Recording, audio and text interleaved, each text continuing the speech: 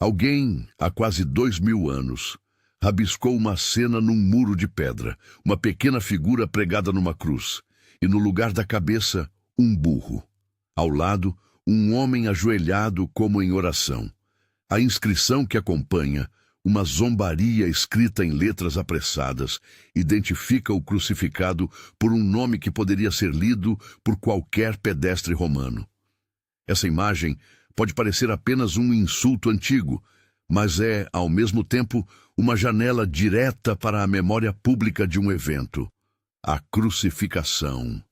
E é a partir de janelas como essa, de pedras, cartas oficiais e caixas de ossos entalhadas, que vamos construir as 7 provas que tornam a existência histórica de Jesus de Nazaré muito mais do que uma hipótese confortável. O título deste vídeo diz o que vamos provar.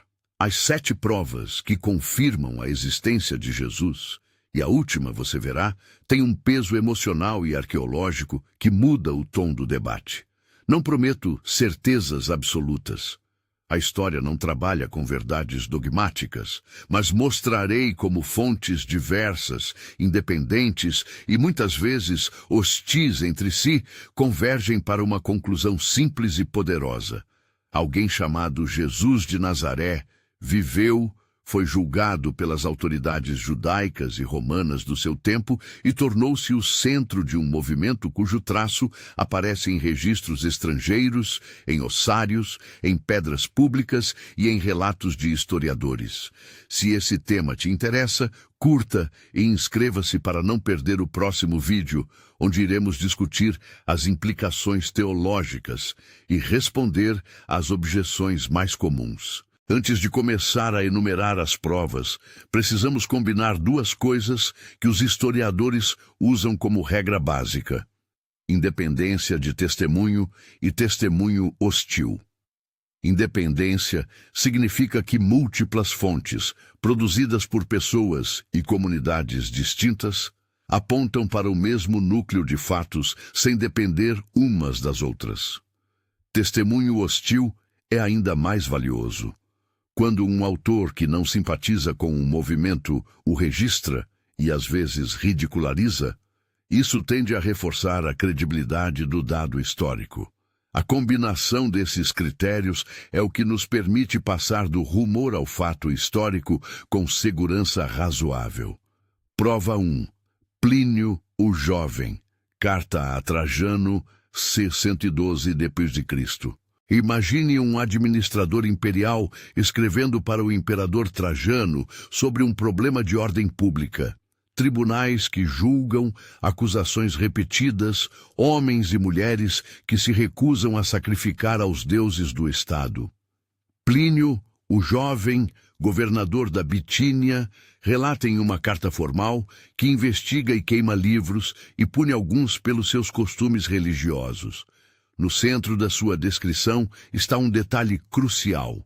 Os cristãos cantam hinos a Cristo como a um Deus e se reúnem em dias fixos para o culto. Ele descreve ainda a prática de juramentos morais e celebrações que, aos olhos de Roma, constituíam uma nova e inquietante lealdade. A carta de Plínio a Trajano, conhecida pelos estudiosos como Epistulae Tis.96, é uma fonte literária do início do 2º século, redigida por um alto funcionário romano que não era cristão e que, em termos diretos, não tinha interesse em preservar tradições cristãs. Isso faz do texto um exemplo clássico de testemunho independente. Um observador externo confirma que havia, já no fim do 1º século e começo do 2º, comunidades que veneravam um homem chamado Cristo e que organizavam uma vida comunitária em torno desse nome. Por que isso é relevante para a existência histórica de Jesus? Primeiro, porque descreve crenças e práticas que só fazem sentido se houver uma figura fundadora à qual se referirem. Um indivíduo cujo martírio e mensagem servissem de centro para culto e liturgia. Segundo, porque a data da carta coloca essas práticas a menos de um século dos acontecimentos narrados nos evangelhos, o que reduz a janela para mitificação completa por invenção literária. Plínio não nos dá biografia. Ele nos dá evidência de que o nome Cristo designava alguém cuja vitimização e identidade eram objeto de adoração organizada. E testemunho de culto é, historicamente, um indicador forte de que existiu um fundador. Isso muda o jogo. Estamos lidando com mais do que memórias internas de crentes. E já há algo que cria tensão com a narrativa dos que veem Jesus como mera alegoria. As autoridades romanas sabiam e registraram que comunidades comemoravam alguém chamado Cristo. Mas quem era esse Cristo no mundo romano? A próxima prova nos leva de volta à pedra e à rua, o grafite que ridiculariza a crucificação. Prova 2. O grafite do Palatino, Alexenos. Pense em um muro qualquer da Roma antiga, numa vila ou numa escarpa frequentada por trabalhadores e soldados. Não por templos nem por historiadores, mas por cidadãos que escrevem à margem da cidade. O grafite que nos interessa foi riscado por uma mão qualquer e sobreviveu pelo acaso até os dias de hoje. Uma figura pregada num objeto semelhante a uma cruz, uma cabeça de asno e uma legenda sarcástica. Há também, em sua vizinhança, outras inscrições que parecem responder. Uma defesa em linguagem popular, um apelido ou uma declaração de lealdade à pessoa alvo da zombaria. Este tipo de evidência é epigráfica e popular. Ao contrário de textos oficiais ou de historiadores cultos, grafites nos mostram o que as pessoas comuns pensavam, viam e ridicularizavam.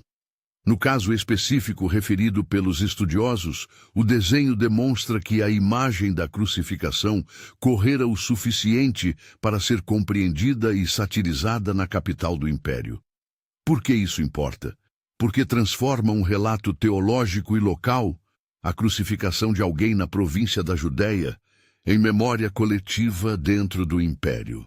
O grafite age como um testemunho hostil, no sentido mais literal. É zombaria pública. Zombaria, no entanto, exige um alvo. Não se satiriza algo inteiramente inexistente. Costuma-se ridicularizar uma história conhecida nas bocas e nas ruas.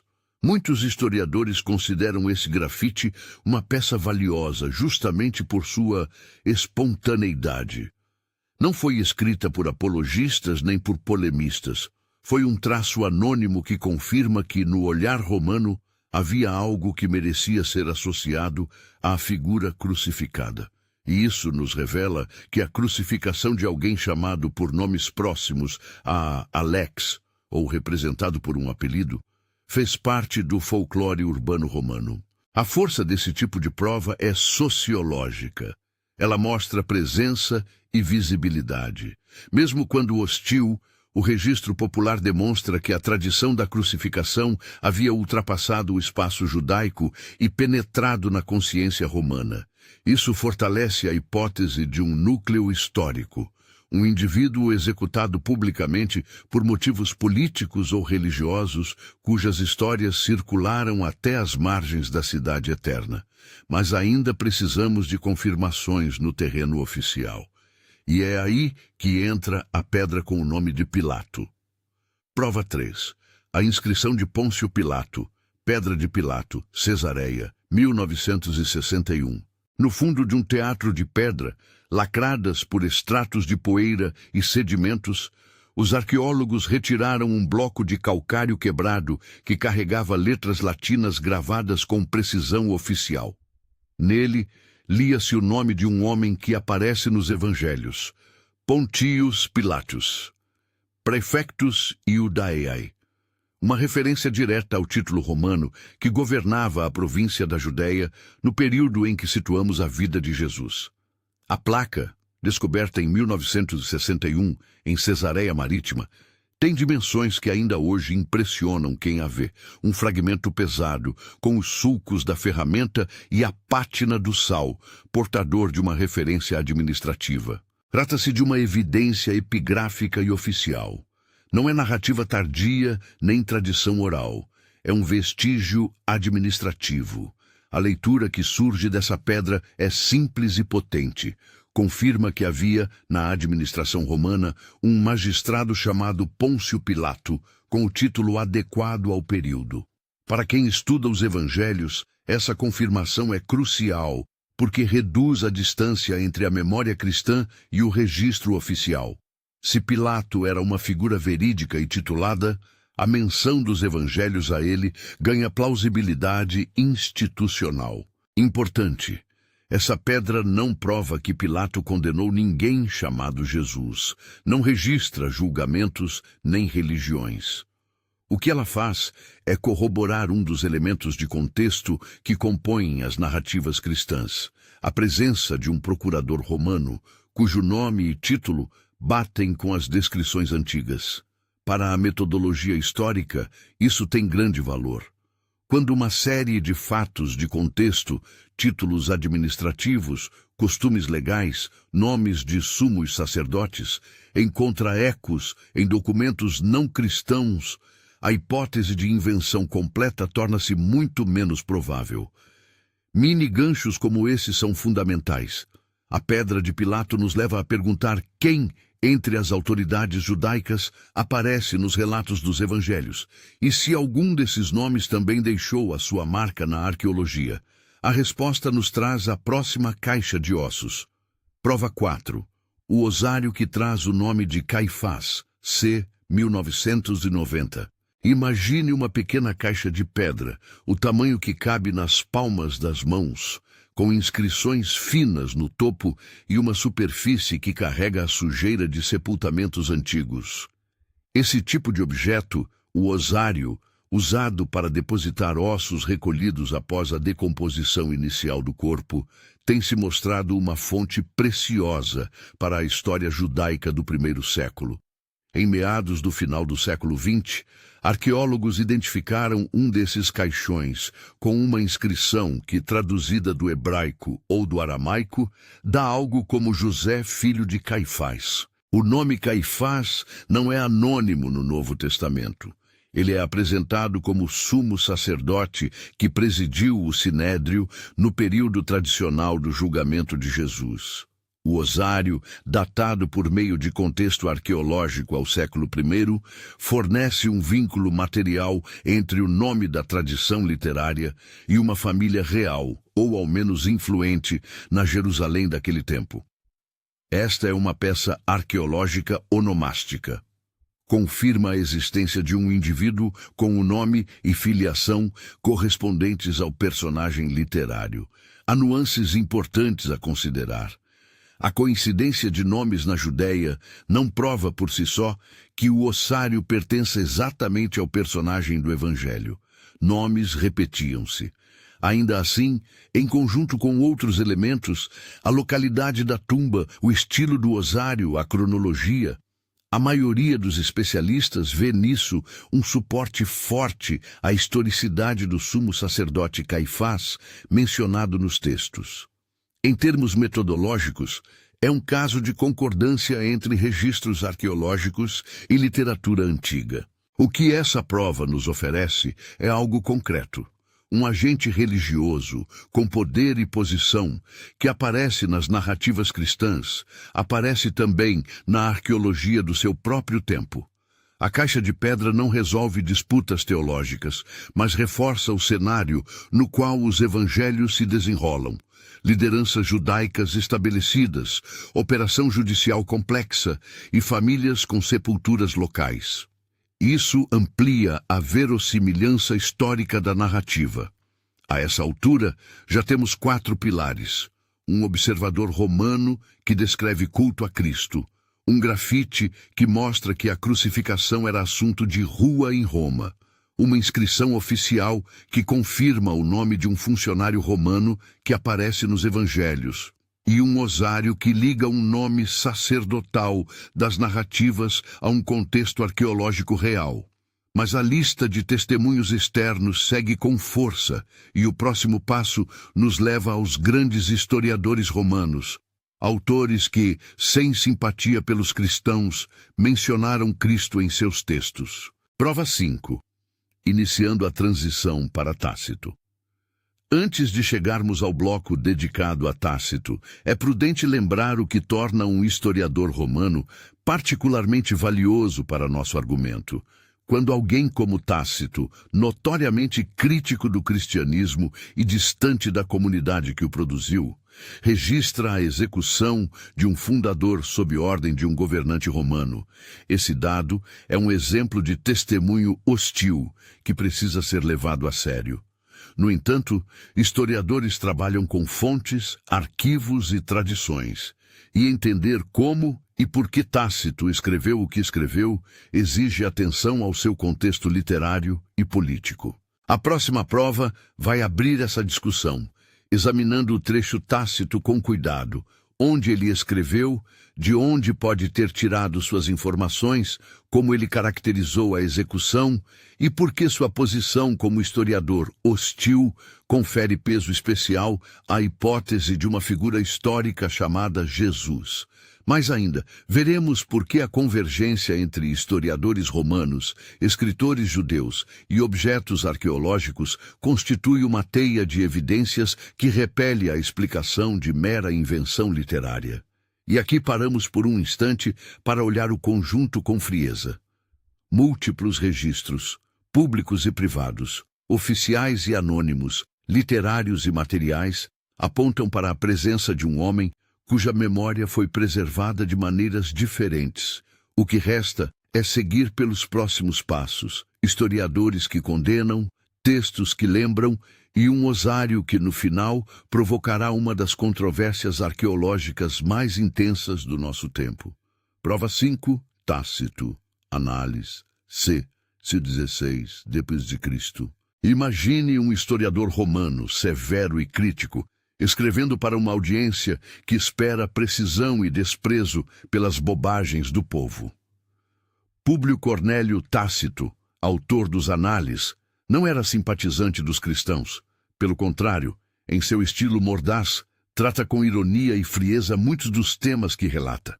Ainda assim, em meio à sua análise da grande perseguição de Nero, ele confessa um dado que não cai bem para os que sustentam que Jesus seria mera ficção.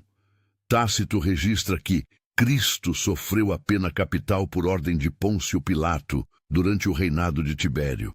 O trecho em questão, datado aproximadamente de 116 a.C., aparece quando Tácito descreve o incêndio de Roma em 64 d.C., e as acusações lançadas por Nero contra os cristãos como chivos expiatórios.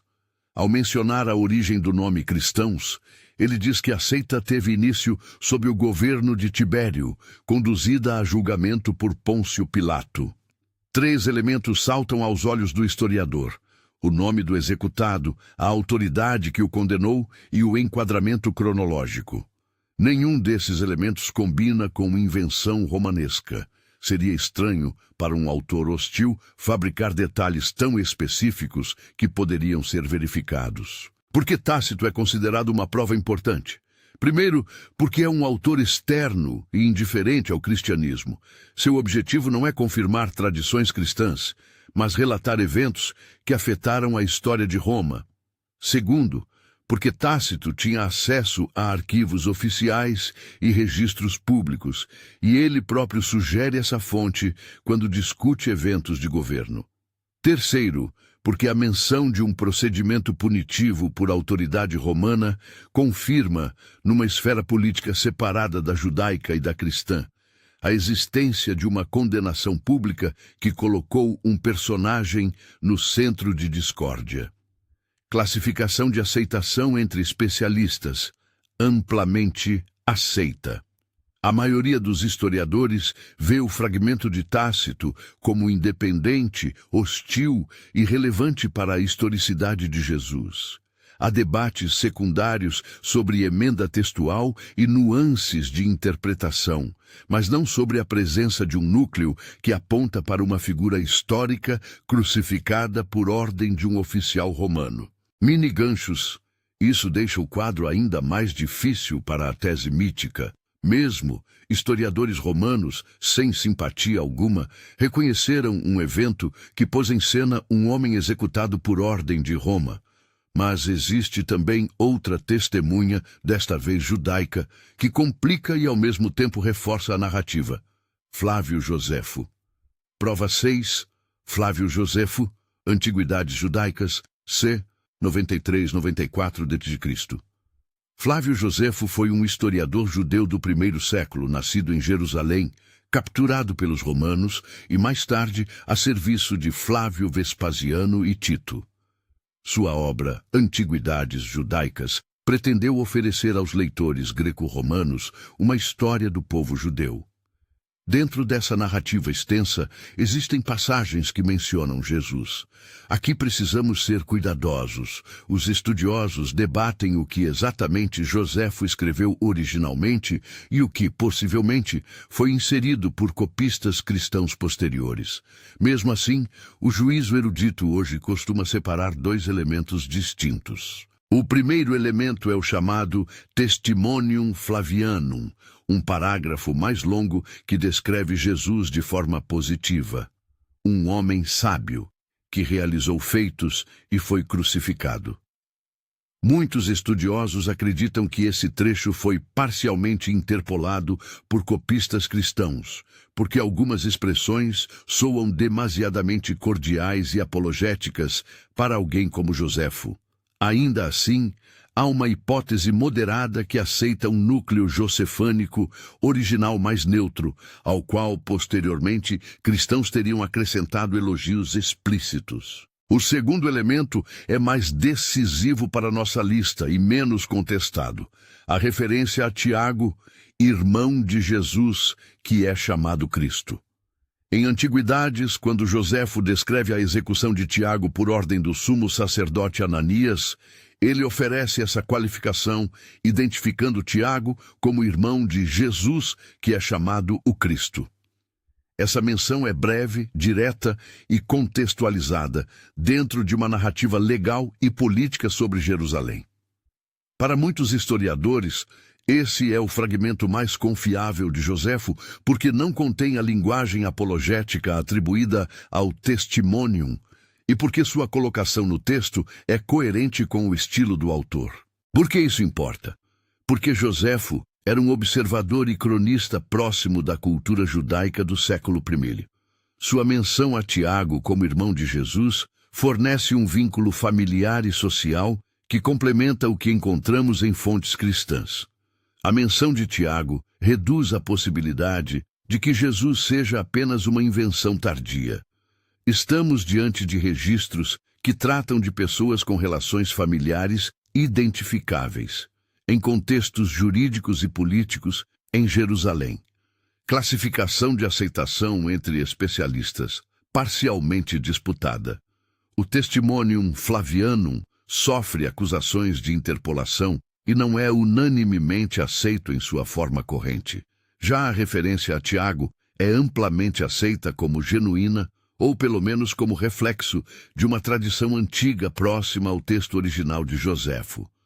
É importante rotular esse caso como contestado na parte do Testimonium e consensual quanto à passagem sobre Tiago. Mini-ganchos. Se Josefo nos dá um laço familiar, Tiago, irmão de Jesus, e se Tácito confirma uma execução por ordem romana, começamos a ver um retrato mais humanamente reconhecível.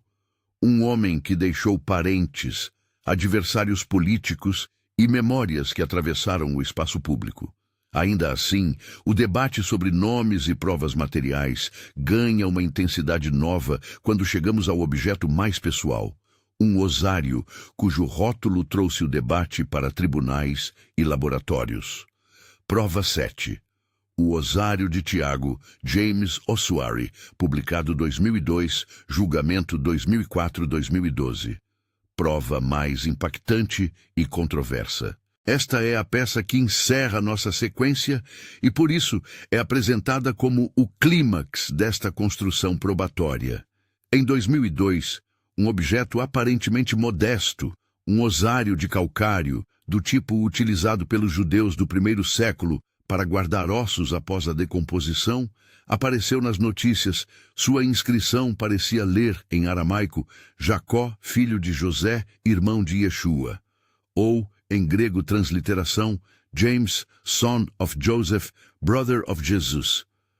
Um rótulo assim, se autêntico e pertinente ao contexto do século I, seria um dos mais diretos indícios arqueológicos de uma família identificável.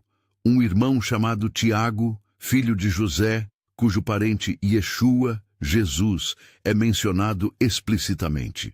A peça foi apresentada ao público e à mídia por seu possuidor, o colecionador Oded Golan. Epigrafistas e paleógrafos foram chamados a emitir pareceres. Entre os especialistas que apoiaram a autenticidade do traçado da inscrição estiveram nomes como André Lemaire, renomado epigrafista francês, e Ada Yardeni, paleógrafa israelense, ambos sugerindo que o estilo das letras e a corrosão superficiais conferiam plausibilidade a uma antiguidade do texto. Esses peritos foram citados pela imprensa como evidência de que poderíamos estar diante de um dos achados arqueológicos mais diretos, conectando Jesus a uma família real do primeiro século. Por outro lado, a comunidade científica, e particularmente a Israel Antiquities Authority, IAA, levantou sérias reservas. Eles argumentaram que o osário poderia ser autêntico, mas que a inscrição havia sido acrescentada posteriormente, ou que toda a peça poderia ser forjada. Exames químicos foram requisitados para avaliar a pátina, a camada de sedimento mineral que se forma ao longo dos séculos na superfície do calcário. Alguns testes indicaram que a pátina na inscrição parecia coerente com uma antiguidade relativa. Outros especialistas questionaram a metodologia ou interpretaram os dados de forma diferente. O debate escalou para as cortes.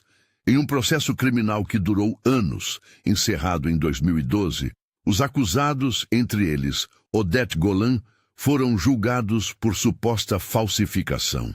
O tribunal israelense, ao final, decidiu pela absolvição criminal por insuficiência de provas que demonstrassem, além de dúvida razoável, a fabricação dolosa.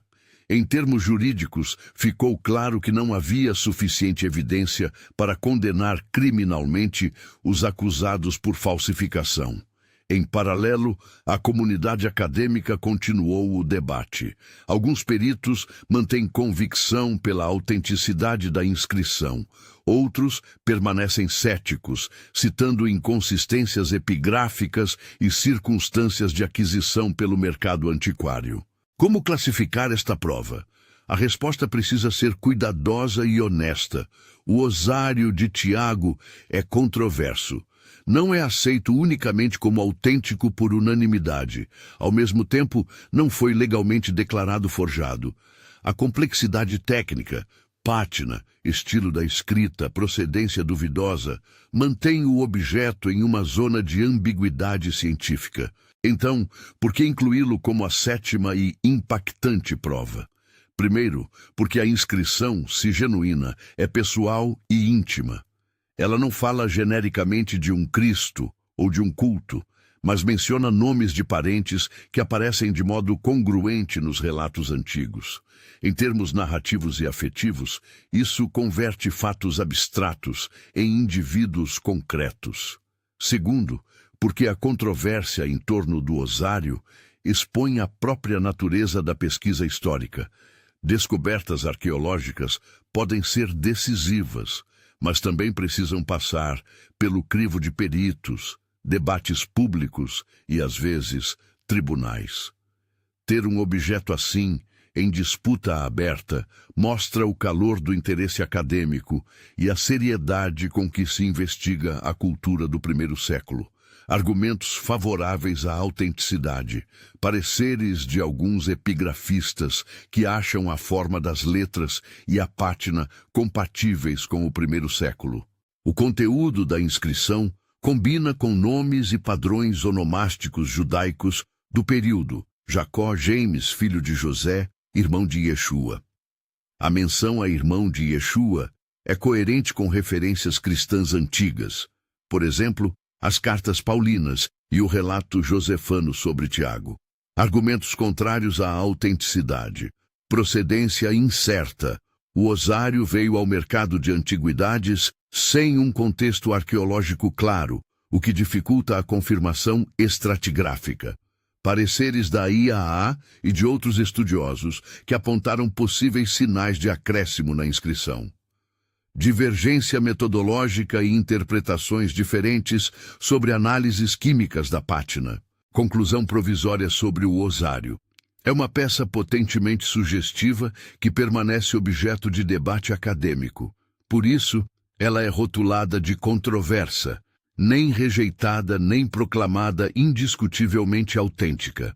Mesmo assim, sua singularidade tornou-se um catalisador de discussão e uma das razões pelas quais o público se fascinou por evidências arqueológicas ligadas à família de Jesus.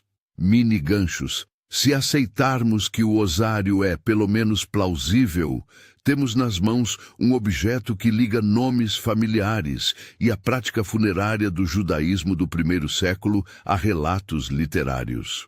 Mesmo rejeitando sua autenticidade, o osário cumpriu outra função. Obrigou especialistas a confrontar hipóteses, testagens e limites do mercado de antiguidades, algo que revela o quão próximas andam arqueologia e estudo histórico. Síntese metodológica. Por que estas 7 provas em conjunto formam um argumento convincente? Voltando um momento, o que exatamente junta essas provas em uma rede convincente para a historicidade de Jesus? A resposta está nas 3 regras que combinamos no início: independência, testemunho hostil e convergência de tipos de fonte. 1. Independência. As evidências vêm de esferas diferentes: administração romana, Plínio, Tácito, Pedra de Pilato, tradição literária judaico-cristã, Joséfo, escritos cristãos primitivos, arqueologia material, grafite de alixamenos, osários, Pedra de Pilato e testemunhos populares, grafites. Elas não dependem umas das outras para afirmar que havia alguém que foi objeto de culto, ridicularização, menção administrativa e, possivelmente, memórias familiares. Quando múltiplas tradições independentes apontam para um mesmo núcleo, a probabilidade de erro conjunto diminui. 2. Testemunho hostil. Temos aqui testemunhas que não eram simpáticas aos cristãos. Plínio vê neles um problema público. Tácito os associa a um acontecimento deplorável. O grafite é zombaria. Historiadores romanos e judeus não produziam suas obras para enaltecer a fé cristã. O registro por adversários ou observadores externos é particularmente valioso por reduzir o risco de fabricação intencional por parte de crentes. 3. Convergência material e literária. A arqueologia fornece contextos, nomes oficiais, práticas funerárias, inscrições públicas, que casam com descrições literárias. A Pedra de Pilato confirma um título. O osário de Caifás encontra eco nas lideranças sacerdotais dos evangelhos. As cartas de Plínio descrevem práticas que implicam um fundador. Esses encaixes não provam milagres, mas tornam o cenário evangélico plausível em termos de nomes, instituições e práticas. Comparação com outros personagens antigos. É útil comparar a quantidade e a qualidade das evidências sobre Jesus com as de outros personagens da antiguidade que ninguém hoje questiona seriamente. Tomemos Sócrates como exemplo. A principal fonte de informação sobre ele são textos platônicos e xenofontinos, escritos décadas depois por discípulos. Para muitos historiadores, a existência de Sócrates é corroborada por múltiplas testemunhas independentes. Platão, Xenofonte, Aristófanes, que o satirizou. No caso de Jesus, o panorama tem semelhanças e distinções. Há menos documentação administrativa direta, é verdade, mas existe uma combinação incomum de textos cristãos muito cedo. paulinos, evangelhos, referências judaicas, Joséfo e romanas, Plínio, Tácito, além de achados arqueológicos que tocam nomes e contextos. Em termos probabilísticos, muitos estudiosos apontam que temos ao menos tanto material sobre Jesus quanto temos sobre outros personagens históricos aceitos. Limites do que a arqueologia pode demonstrar. Este é o ponto em que os historiadores precisam ser claros. Arqueologia e epigrafia tratam de vestígios materiais e contextos. Não podem comprovar, cientificamente, eventos sobrenaturais. Uma pedra com um título, um osário com uma inscrição, um grafite ridicularizando uma crucificação ou uma carta de governante não se pronunciam sobre milagres. Eles confirmam, sim, que um conjunto de pessoas e eventos existiram no tempo e no espaço apropriados. A ressurreição, por sua natureza, pertence ao campo da fé e da teologia. A história pode relatar que havia crença na ressurreição e que discípulos estavam dispostos a morrer por ela. Não pode replicar eventos miraculosos em laboratório. Aplicações históricas e teológicas, implicações práticas. O resultado histórico desse conjunto de provas é duplo e prático. Historicamente, a multiplicidade de fontes independentes torna altamente provável que um homem chamado Jesus de Nazaré viveu, foi julgado e executado, e que seus seguidores continuaram a proclamar sua mensagem de tal modo que o movimento se espalhou e mereceu a atenção de Roma.